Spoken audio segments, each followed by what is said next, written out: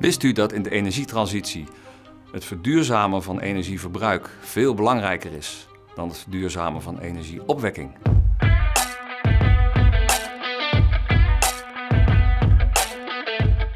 Wat is eigenlijk de bedoeling van de energietransitie? We praten heel veel over CO2 en over besparingen, maar waar het in feite om gaat is dat we in symbiose met de natuur gaan leven, in plaats van dat we die verbruiken. Wij zijn een deel van de natuur, dus als wij schade doen aan de natuur, doen we eigenlijk ook schade aan onszelf. De Australiër Glenn Albrecht heeft dat beschreven in zijn artikel van Anthropoceen naar Symbioceen. Als we dat niet doen, vervallen we tot parasitisme. In een natuurlijke staat bestaat de aarde uit ecosystemen die met elkaar in balans zijn. De zogenaamde symbiose, waar Maarten het over had. Op het moment dat je die balans gaat verstoren, doordat je te veel grondstof onttrekt of te veel stoffen tegelijk in die ecosystemen pompt, ja, dan raakt die balans uit balans. Je kunt het vergelijken met als je als mens door een mug gestoken wordt. Een mug is natuurlijk een hele bekende parasiet, die leeft op ons bloed. Als je door een paar muggen gestoken wordt 's nachts, dan zul je daar de volgende dag een beetje last van hebben. Maar binnen een paar uur is dat eigenlijk alweer hersteld en voel je je weer gewoon prima. Nou, zo is het met de aarde ook. Een ecosysteem kun je tot een bepaald niveau belasten. Maar stel nu dat jij door 7 miljard muggen tegelijk wordt gestoken, dan heb je een probleem. Dan zul je het misschien niet eens overleven. Nou, zo is het met de aarde ook.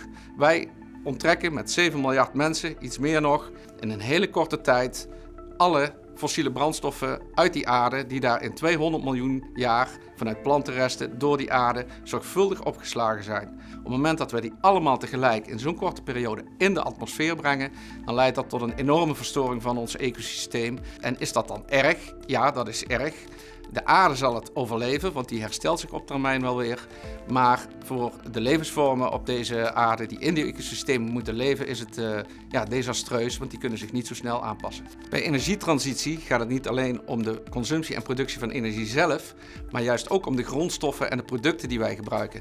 Want bij de productie van consumptiegoederen, dat kost ongeveer 50% van alle CO2 op deze wereld gaat hem daarin zitten. Dus in de transport, productie, energietransitie en de transitie naar een circulaire economie, dus dat is een economie waarin wij grondstoffen steeds vaker opnieuw gebruiken, die zijn soms complementair aan elkaar en soms niet. Als het goed is, zijn ze natuurlijk wel complementair aan elkaar.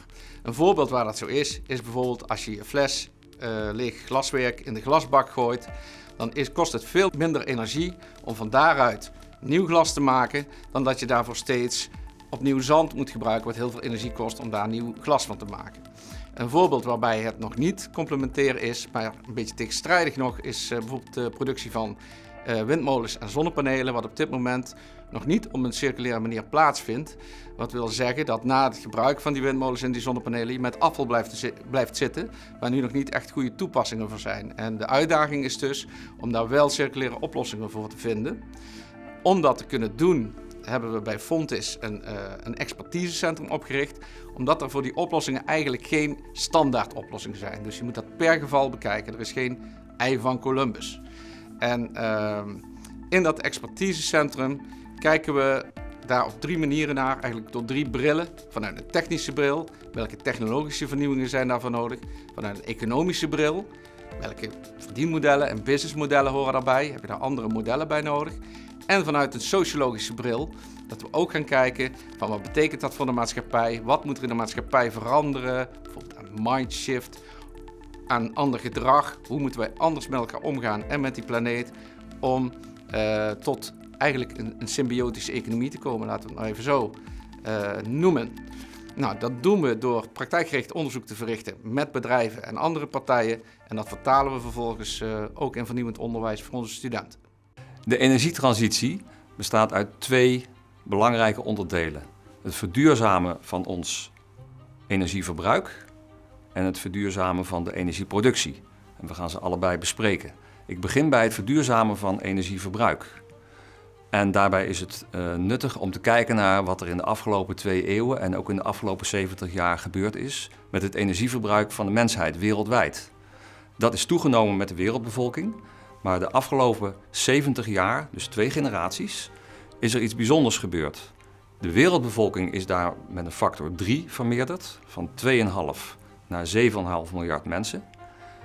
Terwijl onze energieconsumptie en ook onze CO2-emissie is verzesvoudigd. Van 100 naar 600 exajoule per jaar. Als de wereldbevolking verdrievoudigt en het energieverbruik verzesvoudigt in 70 jaar, dan betekent dat dat het energieverbruik per wereldburger is verdubbeld. En dat moeten wij terugdraaien. Daarom is verduurzaming van ons energieverbruik zo ontzettend belangrijk. Het moet in feite prioriteit hebben in de energietransitie. En het goede nieuws is, wij kunnen dat allemaal. Wij kunnen in de komende 10 jaar samen ons energieverbruik halveren. Want dan halen we die verdubbeling van de afgelopen 70 jaar eruit. En elke megawatt die niet hoeft te worden opgewekt, die niet is verbruikt, hoeft ook niet te worden opgewekt. Dus halvering in de komende 10 jaar moet het doel zijn. Dat wil niet zeggen dat verduurzaming van energieopwekking niet belangrijk is. Als we het hebben over energieproductie, Nederland verbruikt 2100 petajoule aan energie. Dat is ongeveer 0,35% van de wereldconsumptie. Een petajoule, dat is een 1 met 15 nullen. Dus je kunt je voorstellen, dat is een heel erg groot getal. Als je het wil uitdrukken in aardgas, dan hebben we het over 70 miljard kuub aardgas. Nu hebben wij in 1963 in Slochteren een hele grote gasbel ontdekt. En die omvat maar liefst 2740 miljard kubieke meter aardgas. Dus dat is ontzettend veel. En daar zou Nederland dus voor 40 jaar mee in zijn totale energiebehoefte kunnen voorzien. Op dit moment zit er nog ongeveer 500 miljard kuub in die aardgasbel. Maar je kunt je voorstellen hoe verder je zo'n bel leegpompt, hoe moeilijker het wordt om dat te winnen. Want de druk neemt af. En daarbij ontstaan er aardbevingen. Nou, daar weten we alles van. Om die reden moeten we ook omschakelen naar meer duurzame bronnen. Om 2100 petajoule op te wekken, dat zou je natuurlijk met windenergie kunnen doen. Maar dan heb je 100.000 landwindmolens nodig. Dat is natuurlijk heel erg veel. Als je die allemaal op een rij zou zetten, dan zouden ze de hele aarde omspannen. Dat geeft aan dat de energietransitie naar opwekking met duurzame vormen van energie een gigantische opgave is. Om die te kunnen doen, is het eigenlijk nodig om die energievraag minimaal met de helft te verminderen. Dan is het nog een opgave, maar dan wordt het haalbaar. Wanneer we dat niet doen, is de opgave veel te groot. De energie die we zelf produceren bestaat voor een groot deel uit aardgas. Op dit moment is ongeveer 11% van onze energieopwekking in Nederland is duurzaam. Maar daar zit voor een groot deel ook weer de import van biomassa bij, die in kolencentrales wordt bijgestookt. Dus dat is niet helemaal zuiver. Naast die 2100 petajoule die wij zelf verbruiken, importeert en exporteert Nederland ontzettend veel energie. Ongeveer 10.000 petajoule per jaar gaat erin en gaat er weer uit. En dat is natuurlijk deels van wat wij zelf produceren. Nou, dat is voornamelijk aardgas. Maar het merendeel daarvan is aardolie, ruwe aardolie die we importeren, die hier geraffineerd wordt en weer geëxporteerd wordt. En je kunt je dus voorstellen dat daar een behoorlijk economisch belang aan zit. Nu is dat niet allemaal de overheid die dat doet. Het zijn natuurlijk ook de grote oliebedrijven. Maar het geeft wel aan dat het van belang is niet alleen te kijken naar wat wij in ons eigen landje doen als het gaat om CO2-uitstoot, maar ook wat wij in het buitenland veroorzaken. Want dat telt feitelijk ook mee. De vermindering of de verduurzaming van onze energieconsumptie, die vergt echt prioriteit. Want wat je niet verbruikt, dat hoef je ook niet op te wekken. Je kunt ook wel zeggen, dat zijn dan negawatts in plaats van megawatts. Dus alles wat je niet hoeft op te wekken, dat is mooi meegenomen. En wat is nu het grote voordeel daaraan? Verduurzaming van de energieconsumptie, dus onder andere besparing, is altijd goedkoper dan investeren in duurzame energie. Dus per megawatt is dat altijd goedkoper. Het is no regret. Iedereen kan eraan bijdragen. Je kunt het zelf doen. Je kunt er anderen op wijzen. Dus het levert eigenlijk alleen maar voordelen op. En gelukkig is het ook zo dat in het nieuwe regeerakkoord er ook meer aandacht is gekomen voor energiebesparing. Er is nou een Nationaal Isolatiefonds. Wat daarbij wel nog een punt van aandacht is, dat het natuurlijk toegankelijk is voor iedereen. Dat niet alleen mensen die al kunnen investeren dat kunnen doen, maar dat iedereen daar toegang toe heeft. Nou, als we gaan kijken naar de energiebesparing, dan zou het gewoon een doelstelling moeten zijn om in 10 jaar tijd minimaal de helft van de energie die wij nu met z'n allen verbruiken te verminderen. Alleen dan kunnen wij onze doelstellingen halen. Bij verduurzaming van energieconsumptie gaat het om zowel gedrag als om technologie. Kijk bijvoorbeeld naar auto's. Als wij allemaal in plaats van 130 km per uur 100 gaan rijden, wat je overigens dus niet alleen doet voor de stikstof, maar ook voor de CO2 en minder ongelukken, dan leidt dat tot 25% minder CO2-uitstoot. Daarnaast kunnen ook autofabrikanten auto's in 10 jaar tijd maken die veel zuiniger zijn dan nu. Nu rijdt de gemiddelde auto misschien nog 1 op 20. Dat zou in 10 jaar tijd makkelijk naar 1 op 50 kunnen. Het verduurzamen van je energieverbruik is niet complex. Het is niet ingewikkeld. Wij kunnen het allemaal. Ik ben een natuurwetenschapper, ik werk heel veel met getallen. Ik weet ook veel van energie en vermogen. Maar er zijn een paar simpele handvatten om te ontdekken wat veel energie verbruikt.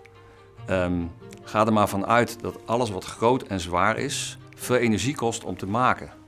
Alles wat heel snel beweegt, kost veel energie om te laten bewegen. En alles wat veel warmte of koude maakt, kost heel veel energie om te realiseren. Als je die simpele basisprincipes van energieverbruik toepast, kun je voor jezelf een top 3 identificeren. En voor de meeste mensen in Nederland en in Europa is dat je dagelijks rij- en reisgedrag, bijvoorbeeld autorijden, je huisverwarming en je koopgedrag. Die top 3, daar zit meer dan 80% van je CO2-footprint voor bijna alle burgers in Nederland en Europa. En het is dus heel belangrijk dat we daar beginnen en dat we daar halveren. Dat kun je doen door rustiger te rijden. Houd je aan de 100 km per uur. Het is niet moeilijk, het went snel. Isoleer je huis goed en doe langer met je spullen. Als wij allemaal 2 keer zo lang met onze spullen doen, de smartphone, het bankstel, de kleding, besparen wij wereldwijd al 30 tot 40% energie en CO2-emissie. Dat komt omdat de industrie en transport meer dan de helft van alle energie in de wereld verbruiken. En als wij geen nieuwe spullen kopen, hoeft het ook niet gemaakt te worden en wordt er dus heel veel in die industriële keten bespaard. Die top 3 is heel belangrijk. Dat zijn dingen die veel energie vergen en die je dagelijks doet. Dus dingen die weinig energie vergen, zoals een televisie thuis, tikt niet zo hard aan. Het zit niet in je top 3. En dingen die je maar 1 of 2 keer per jaar doet, zoals vliegen, tikt ook niet zo hard aan. Het zijn de dingen die groot zijn en dagelijks zijn die in je top 3 zitten. Daar zit 80% van je footprint. Dus begin daar te besparen. Daar kun je het meest bereiken. Niet alleen huishoudens kunnen op energie besparen, maar natuurlijk kunnen bedrijven dat ook doen. En daarbij zijn er heel veel zogenaamde ook no-regret maatregelen of rendabele maatregelen die je als bedrijf kunt nemen. Vaak zijn die tegenwoordig ook al verplicht. Alle maatregelen die je eigenlijk binnen 5 jaar terugverdient zijn verplicht al op te nemen. Nou, waar moet je dan aan denken? Het begint natuurlijk met meten is weten. Monitoring, met betere energiemonitoring binnen je bedrijf kun je zo 15 tot 20% besparen. Denk aan die eerste medewerker die 's ochtends om 7 uur binnenkomt, alle lichten in het hele bedrijf aandoet, vervolgens rustig koffie gaat drinken en andere mensen druppelen misschien een half uur of een uur later binnen. Eigenlijk had hij alleen misschien het licht nog maar dat kleine kantoortje aan hoeven hebben. Nou, zo kun je inzicht krijgen in het energieverbruik van je bedrijf. Waar vaak ook nog niet naar gekeken wordt zijn installaties. Het beter afstellen van installaties kan zo ook 10 tot 30% winst opleveren. Denk aan verlichting. Het vervangen van verlichting door LED-verlichting. Of misschien wel door minder verlichting. Kan ook zo 20-30% besparing op verlichting opleveren. Nou, zo zijn er nog veel meer van dat soort laaghangend fruit. Maatregelen die je kunt nemen. Denk aan bedrijven die perslucht gebruiken. Kijk naar persluchtverliezen. Hef die op. Kijk naar de isolatie van je schil van het gebouw. Nou, zo kan ik nog even doorgaan. Maar dit geldt zowel voor kleine als voor grote bedrijven, waarbij natuurlijk wel geldt hoe complexer de bedrijfsvoering wordt, hoe meer maatwerk het wordt waar je kunt besparen. Als bedrijf gaat het natuurlijk niet alleen om je eigen energieverbruik, maar je kunt ook producten en diensten ontwerpen op een lager energieverbruik. En dan gaat het natuurlijk om de producten die je maakt, zorg dat die energiezuinig zijn. Bijvoorbeeld als je auto's produceert, je kunt hele zware auto's maken die heel veel energie verbruiken, maar je kunt ook lichtere auto's misschien produceren. Of met een lagere rijweerstand. Kijk ook naar je eigen transport bijvoorbeeld. Ik ken een voorbeeld van een ziekenhuis waar men de afspraken anders is gaan inplannen van patiënten, waardoor patiënten nog maar 1 keer naar het ziekenhuis hoeven te komen. Op 1 dag hebben ze dan bijvoorbeeld 3 afspraken in plaats van 3 verschillende dagen. Nou, als je dat voor al je patiënten kunt doen, dan scheelt het natuurlijk ontzettend veel reisbewegingen en het is nog comfortabeler ook nog. Wat ook belangrijk is de opslag van data en alle IT. Dat kost natuurlijk ook gigantisch veel energie. Denk aan zo'n groot datacentrum als in Zeewolde gepland is van het bedrijf Meta, beter bekend als Facebook. Daar gaat natuurlijk heel veel energie in om. En het is niet alleen dat die bedrijven er iets aan kunnen doen door zuinigere datacentra te ontwikkelen, maar ook wij zelf. Want alles wat wij opslaan, dus al onze mailtjes die wij maar in die mailbox laten zitten en al die foto's die wij in de cloud laten staan, ja, die cloud die zit feitelijk in die datacentra, dat verbruikt heel veel energie. Dus we kunnen er allemaal zelf iets aan doen als we gewoon onze mailbox bijhouden en onze foto's regelmatig opschonen. Daarnaast is het ook belangrijk om gewoon als bedrijf altijd je ogen open te houden en gewoon kritisch te kijken, wat doe ik nou? Want je hebt natuurlijk altijd grote verbruikers. Denk aan de horeca, de trasverwarmers, winkeliers die hun deuren laten openstaan. Dat is allemaal laaghangend fruit waarop je makkelijk zou kunnen besparen. Als het dan gaat om duurzaam produceren, dan gaat het er ook om producten te maken met een laag grondstoffengebruik. Nou, dat kun je op verschillende manieren doen. Je kunt natuurlijk eerst gaan kijken in je eigen bedrijfsvoering. Welke loops kan ik daar sluiten? Dus welke reststromen die ik produceer, kan ik opnieuw gebruiken. Maar je kunt er ook nog een stapje verder in gaan, dat je je product gaat ontwerpen op circulariteit, zoals dat heet. Dus designed for circularity in het Engels. En wat je dan doet, is dat je een product gaat maken wat niet alleen lang meegaat, maar wat ook nog eens een keer te repareren is. Of dat je het na gebruik weer terug kunt nemen in je productieproces en kunt remanufacturen. Dus bijvoorbeeld je maakt er weer een nieuw product van. Of een ander woord daarvoor is refurbishen, dan knap je het op en verkoop je het opnieuw. We kennen natuurlijk allemaal de refurbished telefoon. Wat daarbij ook belangrijk is dat je monomaterialen toepast in je bedrijfsvoering. Dus dat wil zeggen dat je niet hele complexe grondstoffen gebruikt die met elkaar verweven zijn, die je later niet meer uit elkaar kunt halen. Dus het ontwerpproces is ontzettend belangrijk, dat je je product ook zo maakt dat je het vervolgens kunt demonteren en opnieuw kunt gebruiken. Je moet ook denken bijvoorbeeld aan dingen die we ook al kennen, zoals deelplatforms. Waarom heeft iedereen een eigen boormachine, terwijl we misschien maar 1 of 2 keer per jaar een gat in die muur moeten boren. Dat zijn allemaal manieren hoe je anders met bezit om kunt gaan. Maar het gaat dus niet alleen om techniek, maar ook om de verdienmodellen. En daarnaast speelt natuurlijk ook consumentengedrag een hele belangrijke rol daarbij. Want het vergt ook iets anders van ons als consumenten. En ook daar kun je als ondernemer op inspelen. Natuurlijk door te kijken van wat is dat consumentengedrag dan. Maar je kunt natuurlijk ook nog, als je een stapje verder gaat, proberen te beïnvloeden met slimme marketingstrategieën. Dus alles wat je koopt, kost heel veel energie om te maken en te transporteren. De wereldwijde industrie en wereldwijde transport gebruikt meer dan de helft van alle energie. Dus als ik een fiets koop met 10 kilo staal erin, veroorzaak ik CO2-emissie in IJmuiden in de staalfabriek. Dat is niet zozeer de schuld van Tata Steel. Dat wordt veroorzaakt doordat zij maken wat ik wil hebben. En als wij langer met onze spullen doen, met alles wat we in huis hebben, laten we zeggen 2 keer zo lang, met je kleding, met je smartphone, met je bankstel, dan kunnen wij wereldwijd 30-40% energie en CO2 besparen. Alleen al door langer met spullen te doen. In feite is dat een van de duurzaamste dingen die we kunnen doen. We hebben het gehad over energieverbruik en energieopwekking. Ik wil hem wel iets zeggen over opwekking, want dat is ook belangrijk. Er zijn verschillende manieren om energie op te wekken. We kennen natuurlijk de fossiele brandstoffen, maar we hebben ook kernenergie. We hebben windmolens en zonnepanelen. We hebben waterkracht en getijenergie. En het is belangrijk om te constateren dat al die mogelijkheden voor- en nadelen hebben. Er is er niet één die alleen maar slecht is en er is er ook niet één die alleen maar goed is. We gaan natuurlijk naar meer zon en wind, dat is ook goed. Maar we moeten daarbij wel bedenken dat er op het openbare elektriciteitsnet altijd een basisvoorziening moet blijven. Voor als het niet waait en de zon niet schijnt. En we moeten dus heel goed nadenken hoe we dat invullen. Willen we dat met fossiele brandstoffen? Willen we dat met kernenergie? Willen we dat met biomassa? Of willen we dat met energieopslag doen? Ook daar zitten weer aan alle opties voor- en nadelen. Maar het is wel heel belangrijk dat we dat in de toekomst goed helder krijgen, want er zijn nu nog geen oplossingen voor. Bij energieopwekking kun je naast het opwekken van elektriciteit ook warmte rechtstreeks opwekken. Denk daarbij aan warmte die je rechtstreeks wint uit de zon met zonnecollectoren voor warm water. Naar mijn idee doen we daar eigenlijk nog te weinig mee. Die kun je ook weer opslaan in de ondergrond in zogenoemde warmte-koude opslagsystemen.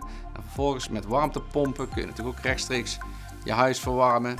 Of je stopt die warmte in warmtenetten. Dat kan ook met restwarmte, waarmee je ze door wijken verspreidt. En waarbij je dus de warmte die elders wordt opgewekt in een wat lagere vorm weer elders kunt gebruiken. Er zijn nog andere vormen. Denk aan geothermie, waarbij je diepe aardwarmte wint. En tot slot biomassa, waarbij je natuurlijk wel moet oppassen dat dat dan in balans blijft met het ecosysteem waaruit je het wint. Dus vraag je eens af, hoe kan ik mijn eigen CO2-footprint halveren? Ga kijken naar je top 3 en ga daarmee aan de slag, want daar kun je heel veel in bereiken. Besteed daar vooral aandacht aan en besteed niet te veel aandacht aan de kleine dingen. Want die zetten geen zoden aan de dijk en die kunnen je zelfs afleiden van de grote dingen. Ik zeg altijd, ruil vliegschaamte in voor hardrijschaamte. Dan bereik je veel meer voor het milieu.